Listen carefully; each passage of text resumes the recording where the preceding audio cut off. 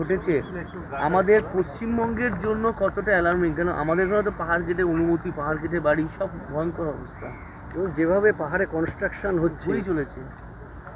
দেখুন, ডেভেলপমেন্টের ব্যাপারটা তো কোনোদিন আটকায় না, কিন্তু গত 5-7 বছর ধরে আমি বিশেষভাবে দেখছি পুরো হিমালয়, ওইখান থেকে কাশ্মীর থেকে আমাদের সিকিম অবধি অনেকবার এরকম ক্লাউড ব্লাস্ট হয়েছে, বাঁধ ভেঙেছে, বসতি চলে গেছে, গ্রাম চলে গেছে। গতবার উত্তরাখণ্ড ইত্যাদি আমরা দেখেছি। সিকিমে পরপর 2 বছর হলো মিলিটারি ক্যাম্প চলে গেল। তো যত যাতায়াত বাড়ছে, ওজন বাড়ছে, চাপ বাড়ছে পাহাড়ের উপরে, আর এই বড় বড় রাস্তা হয়ে যাচ্ছে, 4 লেন কাটাকাটি হয়েছে, সুড়ঙ্গ হয়ে গেছে। তো এতে পাহাড় তো কমজোর হয়, আর ইদানিং যেভাবে এই ধরনের বৃষ্টি, মেঘ ভাঙা বৃষ্টি হচ্ছে, তার একটা বিরাট প্রভাব পড়ছে। ফলে যারা বসতিতে আছেন ওখানে বা যারা বেড়াতে যাচ্ছেন পাহাড়িতে, দুটোই খুব রিস্কি হয়ে গেছে। আমার মনে হয় সরকারের একটা ভাবা উচিত যে ডেভেলপমেন্টের নামে যা ইচ্ছা করা যায় না, বড় বড় বাড়ি, বড় বড় রাস্তা, যেখানে সেখানে সুড়ঙ্গ ইত্যাদি ইত্যাদি। আর এটা একটা পলিসি না তৈরি করলে আগামী দিনে আরও বড় বিপদ হবে। এবার বন্দে মাতরম যাদবপুরে 10,000 কণ্ঠে বন্দে মাতরম পুরো পংক্তি গাওয়া হবে। মুখ্যমন্ত্রী উপস্থিত থাকবেন রাখি বন্ধন উৎসবে। তৈরি হচ্ছে বিশেষ র্যাম্প 1 কিলোমিটার। খুব ভালো ডিসিশান নিয়েছেন মুখ্যমন্ত্রী। এটা বন্দে মাতরম গাওয়া, আর এই পশ্চিমবাংলা থেকে বন্দে মাতরম শুরু হয়েছে, আর পশ্চিমবাংলার একটা ইউনিভার্সিটিতে বন্দে মাতরম হবে না, দেশের বিরুদ্ধে স্লোগান হবে, এটা তো অনুমতি দেওয়া যায় না। সেই জন্য আমরা লড়াই ঝগড়া না করে সাধারণ মানুষকে আর দেশপ্রেমে উদ্বুদ্ধ করার জন্য সারা দেশ জুড়ে যেমন চলছে, আমরা এখানে তিরঙ্গা যাত্রা করেছি, ঠিক সেরকম বন্দে মাতরম ভাবে মাধ্যমে দেশভক্তি জাগুক, এটা আমরা চাই পরবর্তী প্রজন্মের প্রতি। বন্দে মাতরম বলতে গিয়ে আমাদের এখানে ছেলেরা গুলি খেয়েছে, ফাঁসিতে গেছে, সেই শহীদদের প্রতি সম্মান আর দেশের প্রতি ভক্তি, এটা তো বন্দে মাতরমের মাধ্যমেই উজাগর হয়। গতকাল বামপন্থীদের সভা ছিল, সেখানে সভার শেষে জাতীয় সঙ্গীত গাওয়া হয়েছে। নকশাল থেকে শুরু করে সমস্ত বামপন্থী দল উপস্থিত ছিল মঞ্চে, এবং সেটা নিয়ে এপিডিআরের রঞ্জিত সুদ আবার কটাক্ষ করেছেন যে মুখ্যমন্ত্রীর হুমকির পর জাতীয় সঙ্গীত গাইল বামেরা। না, সেই জন্য এই যে যারা মাননীয় প্রধানমন্ত্রী যে শব্দ প্রয়োগ করেছেন, দিমাগি নকশাল, এই যে দিমাগি নকশালরা এরা ঘুম পোকার মতো আমাদের সমাজকে শেষ করছে, তাই বেরিয়ে আসছে মুখ থেকে। আর প্রকাশ্যে দাঁড়িয়ে গরু মাংস খাওয়ার মতো বুদ্ধিজীবী আমাদের বাংলায় আছেন, তাদের দিন শেষ হয়ে আসছে। আমি তো বলবো এটা খুব ভালো সংকেত, আমি স্বাগত করছি।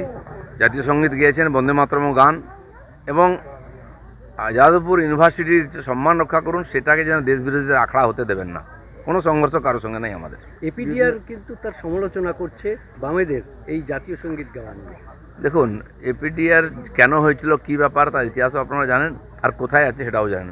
কয়েকজন বেঁচে আছে, তারা ওই নামটা নিয়ে প্রচার করছে।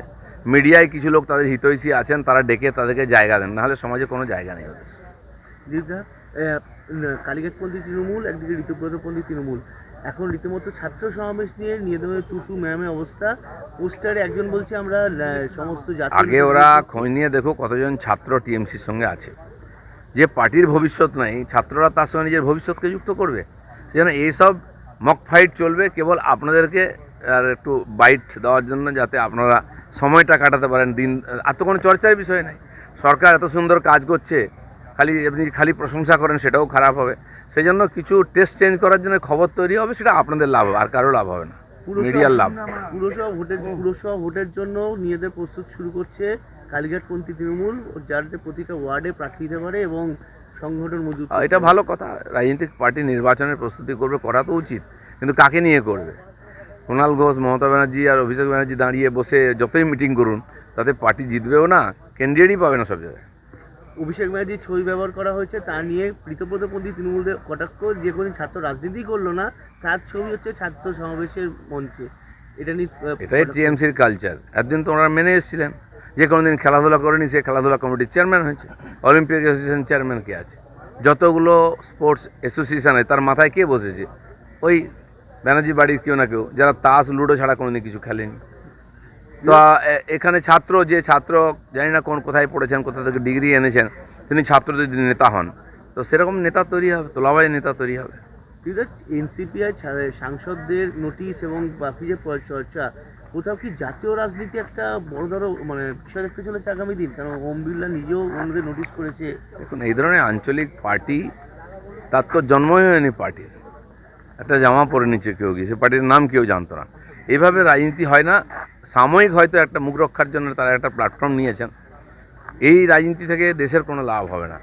এবার কোনো ব্যক্তি স্বার্থে, ব্যক্তি রাজনীতির স্বার্থে তারা এই ধরনের পার্টি কেউ তৈরি করছেন, কেউ তার ছাতার তলায় যাচ্ছেন, কিন্তু আমার মনে হয় না এতে রাজনীতিতে কোনো লাভ হবে।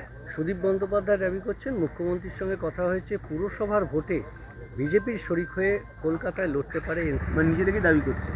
এনসিপি কী করবে সেটা নিয়ে আমরা চিন্তিত নই। আজকে তারা শেওলার মতো এদিক ওদিক ভেসে বেড়াচ্ছেন, তাদের ভবিষ্যৎ নিয়ে তারা চিন্তিত আছেন। বিজেপিতে আসবেন কি না, বিজেপিতে এলে বিজেপি নেবে কি না, অ্যালায়েন্স করবে কি না, সেটা আমি জানি না। পার্টি যারা নেতৃত্বে তারা দেখবেন। ওনারা হাওয়া তৈরি করছেন বিভিন্নভাবে, একটুখানি টেস্ট করছেন যে এখানে কার্বন টেস্ট হচ্ছে যে পাবলিক কী রিয়াকশান দেয়। লাস্ট কোশ্চেন, গত কয়েকদিন ধরে একের পরে অগ্নিকাণ্ড দেখেছি। গতকাল অঙ্কুরহাটিতে অগ্নিকাণ্ড, মারা গিয়েছে একজন। এই যে বারবার অগ্নিকাণ্ড, আবাসন হোক, হোটেল হোক, গোডাউন হোক, এইগুলো কি মানে বিগত 1.5 দশকের ফল? বেশিরভাগই কোথাও কোনো ফায়ার লাইসেন্স নেই। কলকাতায় যত পুরনো বাড়িতে দেখুন ব্যবসা হচ্ছে, হাতের কাজ হয়, মোজার ফ্যাক্টরি, গেঞ্জি ফ্যাক্টরি হয়েছে, বাড়িটাই অসুরক্ষিত। সেখানে এই ধরনের বহু লোক যাচ্ছে, কাজ হচ্ছে, মেশিন চলছে। এই ধরনের বাড়িকে টেস্ট করে, কন্ডেম করে ভেঙে ফেলা উচিত। নাহলে ওর সঙ্গে সঙ্গে বহু মানুষের জীবনহানির আশঙ্কা থাকে। বিশেষ করে এই বৃষ্টির সময় লাগাতার বৃষ্টি হলে বাড়িগুলো ভেঙে পড়ে। আর ফায়ার লাইসেন্স না থাকার জন্য বেশিরভাগ ব্যবসায়ী বেআইনিভাবে চলছে। আমি ক্যাবিনেটেও চর্চা হয়েছে এটা, আমি বলেছি এটা আমার তরফ থেকে সাজেশান ছিল যে 2 মাস সময় দিন, বা যেটা ঠিক হবে দিয়ে সবাইকে বলে দিন যে কী ডকুমেন্ট চাই, আর তারা সেটা জমা দিন। প্লাস ডিপার্টমেন্টের অফিসাররাও 6 মাস ধরে ডকুমেন্ট নিয়ে বসে আছে, টাকা খাচ্ছে, তারা লাইসেন্স দেয় না। অনেক হোটেলকে বন্ধ করে দেওয়া হয়েছে, তার দায়ী নয়, তারা সমস্ত জমা দেওয়ার পরে তারা লাইসেন্স পায়নি। তো সরকারি দপ্তর থেকেও জিনিসটাকে ফাস্ট করা হোক যে 1 সপ্তাহের মধ্যে ইনকোয়ারি করে তাকে লাইসেন্স দিতে হবে, তার সব কিছু আছে কিনা। তা নাহলে কী আছে, এর সমাধানও হবে না। আর এখন পুজোর আগে যদি আমরা ব্যবসায়ীদের ডিস্টার্ব করি, যারা নিজের পয়সা লাগিয়ে রিস্ক নিয়ে ব্যবসা করছে, তারা তো সরকারের জন্য ক্ষতিগ্রস্ত হচ্ছে। সরকারি ডিপার্টমেন্ট যারা এটা দেখেন তাদেরও সক্রিয় হতে হবে এবং একটা সময় বেঁধে দিতে হবে, তার মধ্যে সবাইকে লাইসেন্স নিতে হবে।